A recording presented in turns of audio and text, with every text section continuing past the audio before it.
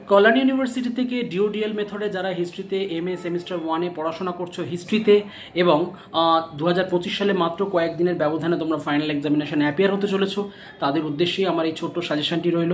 আজকের এই ক্লাসে আমি মূলত হিস্ট্রির যে এইসিসি যে পেপারটি রয়েছে তার যে ফাইনাল সাজেশন তোমাদের সামনে রাখলাম, সেখানে সিলেক্টিভ কয়েকটি প্রশ্ন আমি তোমাদের কাছে শেয়ার করলাম।